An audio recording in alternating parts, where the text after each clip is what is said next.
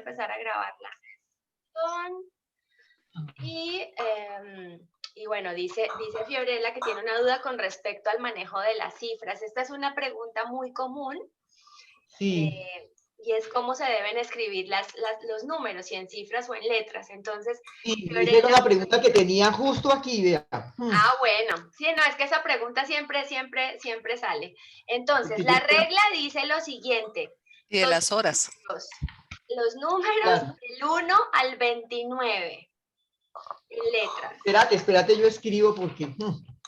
Bueno, acá igual lo voy a escribir. Ay, es que es 31 de julio, se acabó este mes. Del 1 al 29.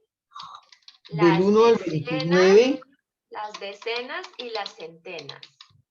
A ver. En letras. Esa es la regla general, ahí la estoy escribiendo en el los chat. Los números del 1 al 29, las decenas y las centenas en letras. Esa es la regla general.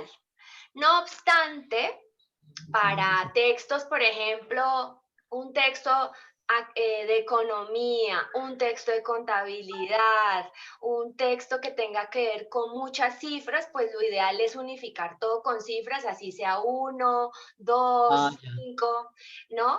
Ahora, si yo tengo un párrafo donde tengo los dos componentes, y no alcanzo a cumplir esta regla, me tengo que decantar necesariamente por las cifras. Entonces, por ejemplo, si yo tengo un párrafo que diga la población del Casanare tuvo 10 deslizamientos de tierra y se produjeron, no sé, se perdieron 1.535 litros de agua, me estoy inventando. Como ese 1.535 hay que escribirlo en cifras, esos tres o cinco deslizamientos también deben ir en cifras. ¿Por qué? Porque van en el mismo párrafo. Por criterio, por párrafo, yo siempre me voy por el criterio que predomine. Entonces, cuando yo tengo cifras ya muy grandes, me tengo que ir todo por cifras. Así que lo que te dijo tu amiga, Fiorella, está un poquito enredado. No es del 1 al 10, esa regla no es del 1 al 10.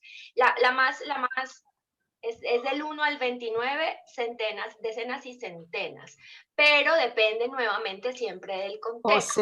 O sea que años 90, ese, por siendo ejemplo, que es después del 29, ese sería entonces con... Esa es una decena. Entonces, pero antes, por ejemplo, antes había una regla que decía que las décadas se debían escribir en letras, pero esa, por ejemplo, ahora en Fundeu yo la busqué hace poco y decía que se podía también escribir en números, entonces que si tú ibas a usar esa convención, la usaras en todo el texto, o sea, unificaras el criterio. Claro. Yo prefiero siempre escribirlo en letras porque fue como la norma que yo aprendí cuando salió. Entonces yo pongo los años 80, yo los pongo en letras, 80, no 80s, ojo, ¿no? No es 80s, que eso venía del inglés, el 80 apóstrofe S. ¿Se acuerdan que uno antes lo escribía mucho así? Eso es un error porque es un calco del inglés. Acá es los años 80, los años 90, pero ahora sí se pueden escribir en cifras o en letras como prefiera. Viviana, ¿tienes alguna pregunta? Sí, tenía una duda. Es que también había escuchado el mismo tema del 1 al 10, que bueno, que escribirlo en número, perdón, en letras, pero entre paréntesis el número.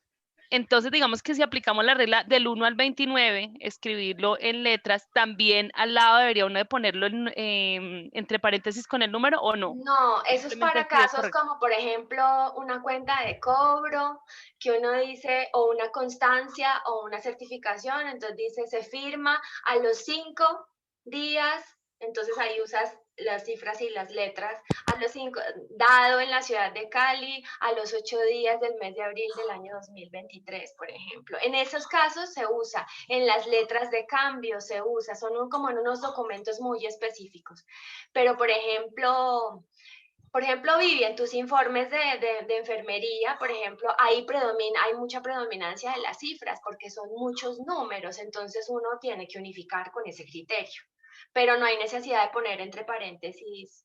Bueno, acá ya llegó Gerardo porque le íbamos a poner Falta a los Y otra, muchachos esta noche. otra preguntita, Gabriela, perdóname.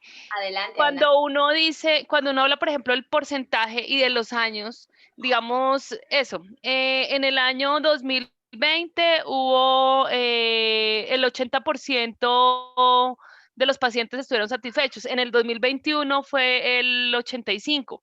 ¿Qué debería poner uno primero? ¿El porcentaje y después el año? ¿O primero el año y después el porcentaje? ¿O no hay problema? Depende cómo tengas organizado el párrafo. Normalmente uno empezaría con el año, ¿no? En el año tal, el porcentaje de tal cosa fue este. Y ahí se puede, ese es un ejemplo muy chévere porque yo ya lo vi en uno de tus informes. Y entonces uno pone, ese es un buen ejemplo para aprender el uso del punto y coma también.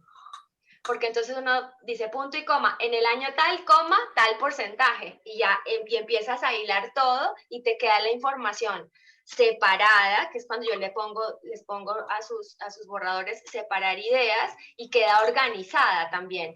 Ahora, por ejemplo, los símbolos, las cifras de porcentajes deben ir en cifras.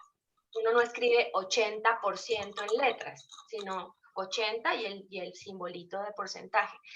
Lo que siempre debe ir en cifras, los años, por ejemplo. Yo tengo 44 años. En literatura uno se puede dar unas licencias, pero normalmente uno las pone en cifras.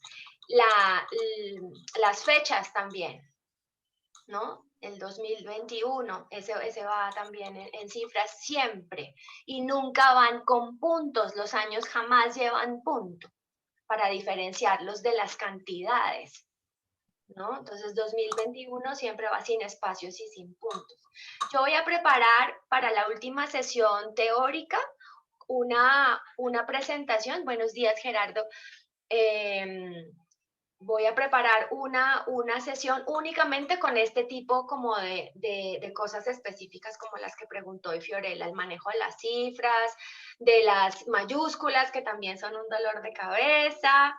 ¿Qué otra cosa? Bueno, ahí como que lo voy a ir complementando porque esas son como cositas muy puntuales que no están dentro de la teoría del taller, pero pues que obviamente van saliendo a la medida que ustedes van escribiendo. Claudilla. Bueno, pues, la colocas en la presentación que vas a hacer, de pronto también lo de las horas, a las 4:30 o a las 4 de la tarde, o cómo se coloca, o sea, Bueno, eso también. sobre todo, a ver, o sea, perdón. Dale, dale. O sea, dependiendo de lo que vamos a hacer, ¿no? Si el texto es un texto de un ensayo, o si es un cuento, una novela, o sea, si es literatura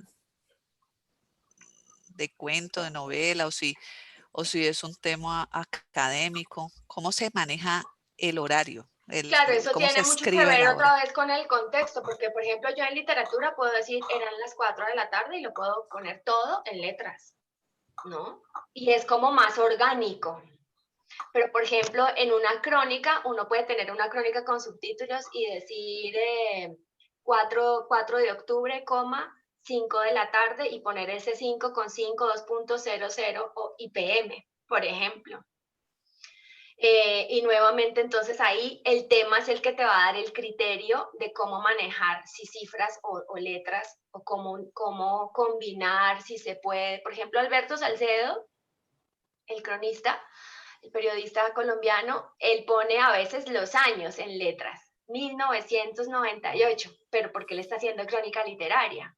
Se puede, ¿no? Digamos, hay unas cosas que son unas flexibilidades que uno se puede permitir, pero siempre depende del contexto. No sé, por ejemplo, en un informe forense, pues tendrías que ser absolutamente más riguroso, ¿no? Entonces, 4 p.m. y como eran las 5:25 a.m. y pasa esto y esto y esto en un relato, en un suceso de relatos, por ejemplo, se me ocurre en un testimonio para indagatoria. Se me estaban ocurriendo ejemplos y claro, entonces fíjense que ahí el contexto tiene mucho que ver. ¿Viviana?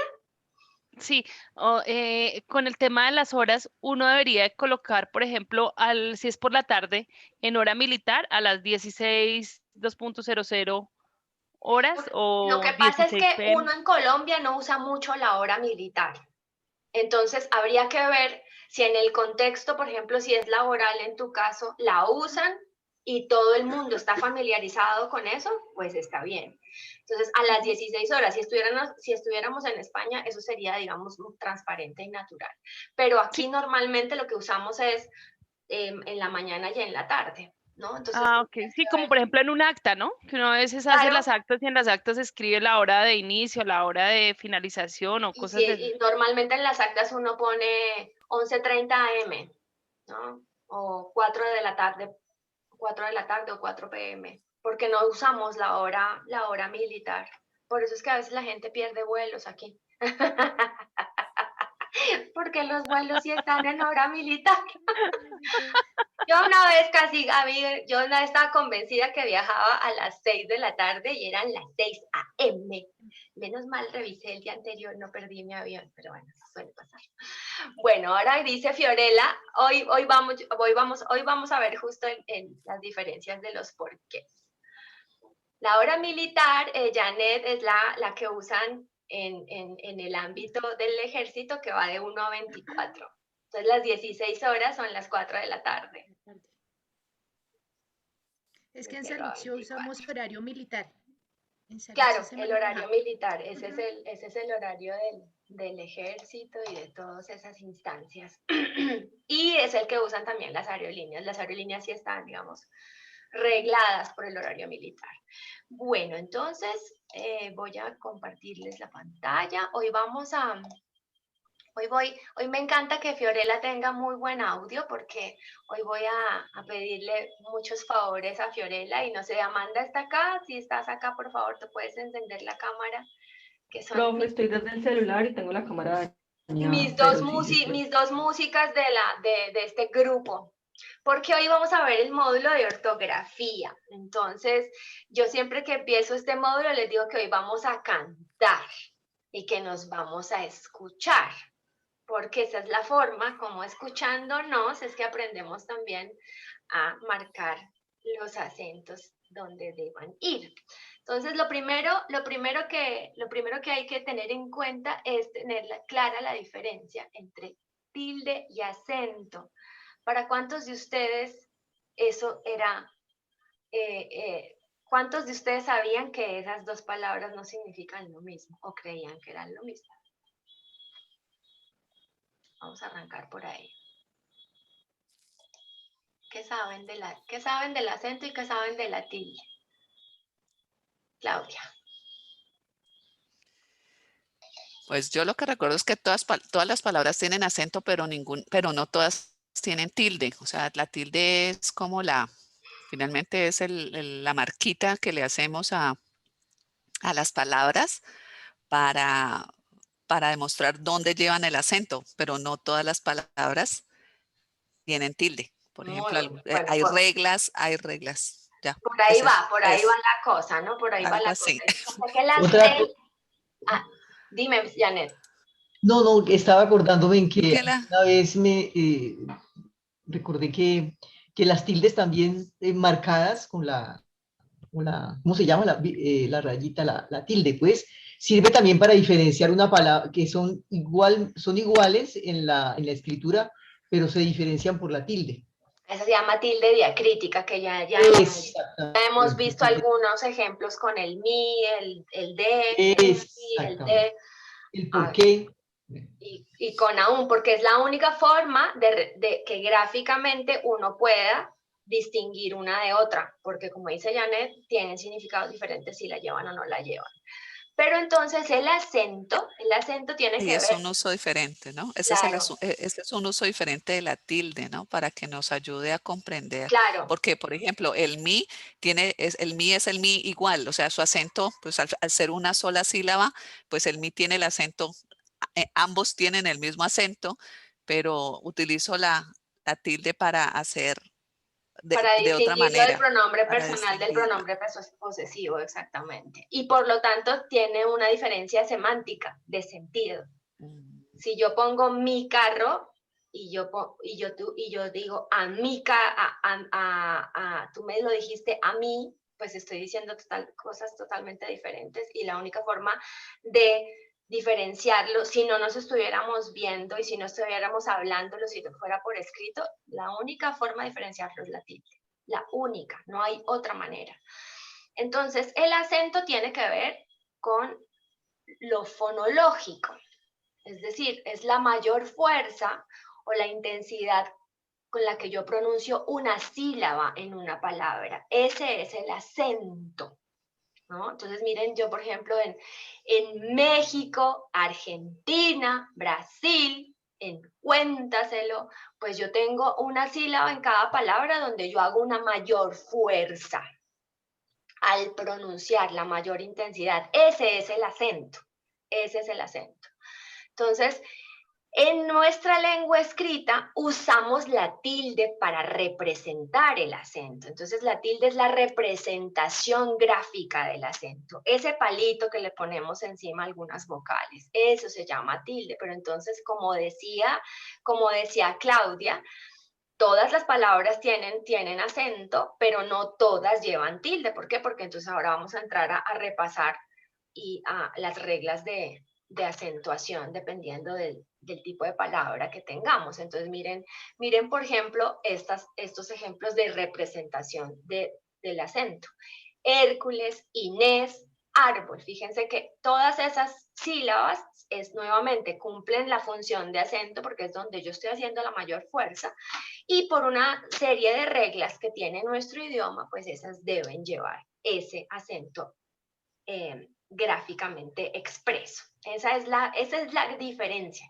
Hay que tener muy claro este concepto para después aprender a poner las tildes donde se deben. Lo otro también es muy importante, es aprender Yo me acuerdo que tuve un profesor de español y literatura comenzando el bachillerato que nos enseñaba a dividir las palabras en sílabas, ¿no? Era yo no sé si a ustedes les tocó, pero él era así, pues además era un señor que medía como 2 metros, delgadísimo y tenía unas manos largas, y entonces él hacía así en cada corte de cada sílaba y le ponía a uno como a recitar. Yo me eché esa materia, el primer periodo, porque era un personaje súper estricto, pero me acuerdo mucho que nos enseñó eso, y es muy importante también saber, porque entonces por ejemplo, la palabra oía tiene 3 sílabas.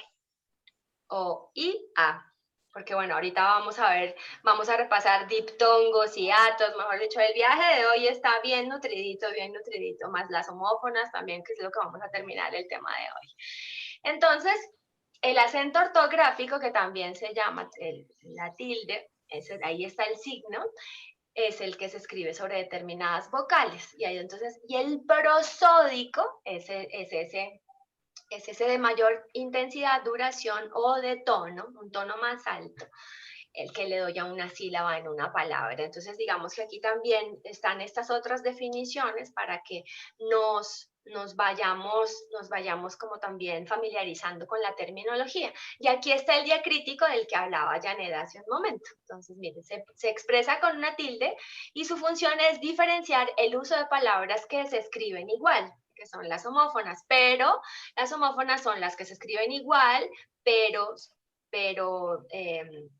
no necesariamente se escriben igual, no siempre.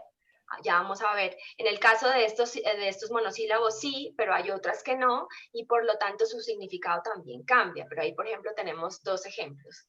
Té con tilde, que es la bebida, y té sin tilde, que es el pronombre, y sí sin tilde, que es el sí condicional, perdón, sí con tilde, que es el sí afirmativo, y el sí sin tilde, que es el sí condicional. Ahora vamos a ver. Ay, ¿cómo así? ¿Qué pasó? Que esta alerta de reunión, como, ay, espérense que yo creo que aquí tengo que llamar a Vera. Porque le salió ese anuncio que se iba a caducar Nos salió un cuadrito negro, pero no veíamos lo que era. No, sí. Acá me salió un anuncio que va a caducar la sesión en 10 minutos, entonces no entiendo qué pasa. voy a llamar a... Ay, pero ahorita no está. Bueno, entonces, como les decía,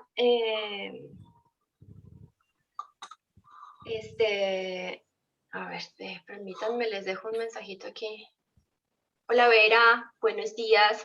Mira, me acaba de salir un letrero que la sesión va a caducar en 10 minutos, entonces no sé si fue que cuando hicimos el co-hosting algo pasó. ¿Te puedes, por favor, volver a conectar?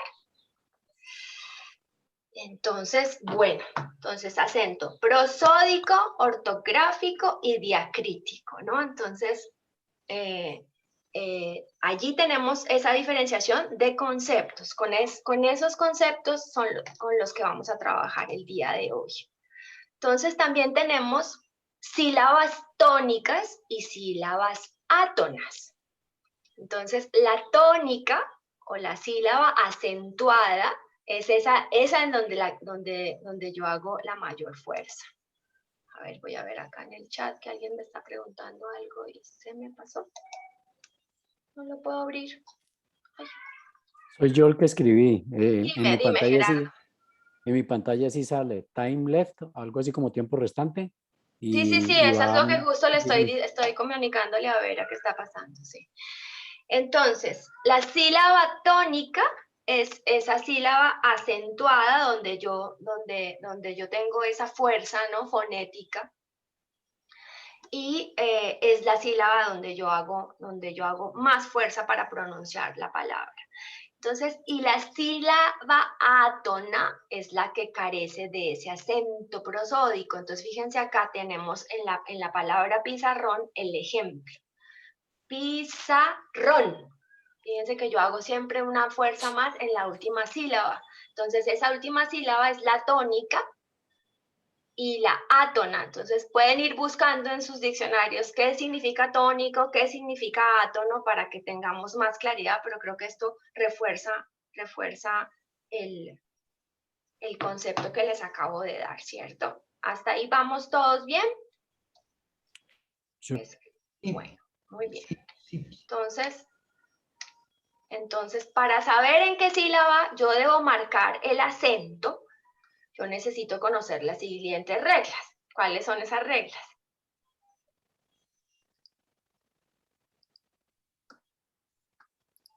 Que estas sí no han cambiado per secula seculorum. Reglas, que las palabras son agudas, graves y esdrújulas. Ajá, esas mismas. Agudas, graves, esdrújulas y sobresdrújulas. Entonces, ¿quién se acuerda de las palabras agudas? ¿Qué significan esas palabras agudas? Porque aquí es donde yo más veo el concepto no aplicado. ¿Qué significa qué es una palabra aguda? Que su acento está en la última sílaba. Muy bien. Normalmente cuando yo hago esta pregunta me dice, son las que llevan tilde en la última sílaba. Y esa no es la explicación de una palabra aguda. Tiene que ver con el acento. Y yo creo que ahí está el tema de no poder, de tener esa dificultad en poner las tildes en las palabras. Porque cuando yo no tengo claro el concepto de acento, entonces repito como lorito, las palabras agudas son las que llevan tilde en la última sílaba, y no, son las que llevan el acento en la última sílaba. Fíjense la diferencia. ¿Eso qué quiere decir? Que es en la última sílaba donde yo hago mi mayor esfuerzo fonético al pronunciar, ¿no? Y después aplico la regla de las palabras agudas para saber si les tengo que poner la tilde o no. Únicamente se tildan si terminan en vocal en N o en S. Entonces, el concepto es una cosa, la regla es otra. Por eso les digo, si ustedes no tienen claro el concepto, no van a poder aprender a tildar con conciencia, sin memoria, sino con la aplicación del concepto. Entonces, aquí tenemos algunos ejemplos de palabras agudas, que miren, y fíjense que hay unas que llevan tilde y otras que no. ¿Por qué? Porque cumplen la regla. Entonces, mamá, Yo no digo, si digo si no le pongo tilde, ¿qué dice? Mama, ¿no? Mamá en italiano. Mamá en italiano podría ser, exacto. Entonces, entonces lo primero que yo debo preguntarme es ¿dónde estoy haciendo el mayor esfuerzo fonético? ¿En qué sílaba? Si esa sílaba es la última, entonces esa palabra es una palabra aguda.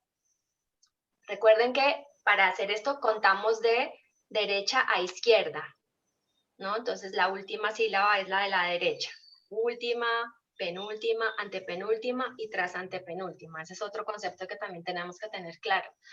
Entonces, cuando yo ya he identificado en qué sílaba está este mayor esfuerzo que yo hago al pronunciar, entonces ahí ya puedo clasificar la palabra. Entonces yo digo 100 pies o 100 pies.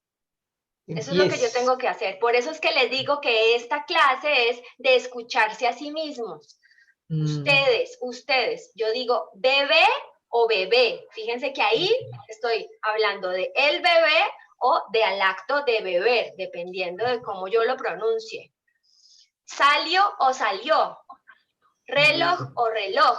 Fíjense ahí. Entonces luego, cuando ya identifico eso, ahí sí viene la aplicación de la regla.